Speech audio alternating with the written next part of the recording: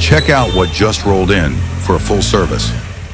The infamous Yamaha FZ1. Yep, we've got this beast in today, and it's time to give it some much-needed love.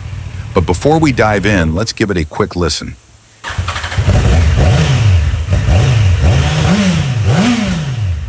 Nothing like hearing those 4 cylinders growl one last time before we tear it apart. First things first, we've got the bike up on the paddock, and it's strapped down tighter than my morning coffee addiction. Safety first, right? Now let's start by dismantling the tank, revealing the airbox underneath. That's where the magic happens. After unscrewing and opening the airbox, there it is, the air filter and those juicy 4 cylinders. Look at those beauties. Now with the airbox removed, the shiny piece you see there is the throttle body. Oh yeah, we'll get to that in a bit.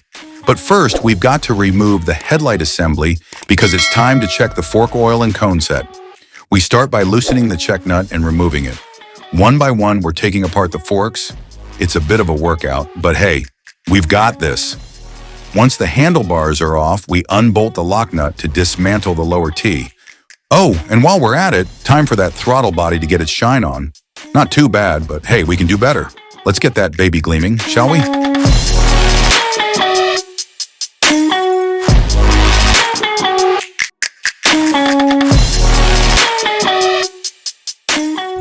Next up, spark plugs. Now here's where it gets interesting. The spark plugs are hiding under the chassis, making them a bit of a pain to get to.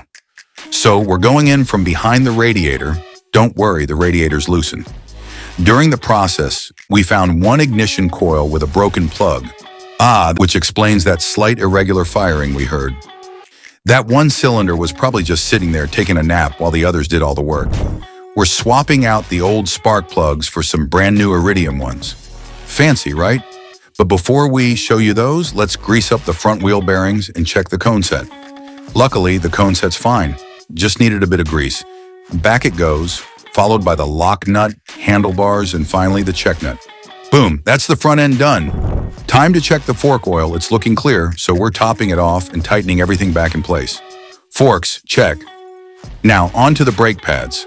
Once that's sorted, the front wheel goes back on, and with that, the front section of the bike is officially done. But wait, we're not finished. Now we're moving to the back. We're loosening the jack and straps to shift them to the front because it's teardown time for the rear. First, off comes the silencer. Gotta get those bolts free so we can drop the swing arm. With the jack lifted and straps secured, we're taking out the rear brake calipers and wheel. With the rear wheel out, we can work on those swing arm axles and bearings. The central axle bolt gets loosened first, followed by the shock absorber mount bolts. Now comes the fun part, forcing that rusty central axle out. It's like arm wrestling with a very stubborn robot. Once the mudguard's out of the way, we finally get to the swing arm.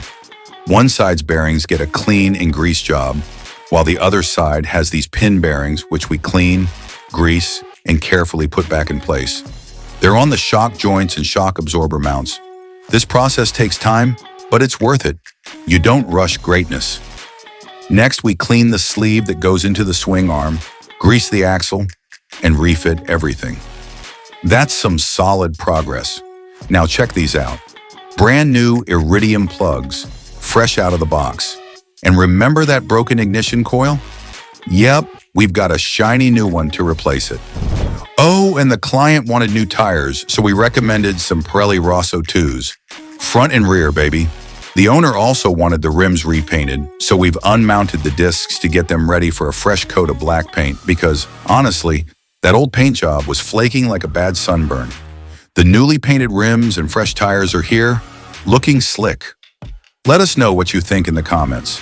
Once that's fitted, we're adding a new clutch cable for good measure, and the throttle body is reinstalled. Next up, after draining the old engine oil, we're swapping out the oil filter and filling this beauty up with some Schaefer 10W40 Premium 9000 oil. Top-tier stuff for a top-tier machine. Last but not least, it's time to sync those cylinders with a vacuum gauge. Look at that. After some fine-tuning, the gauge reads perfectly. Satisfying, isn't it?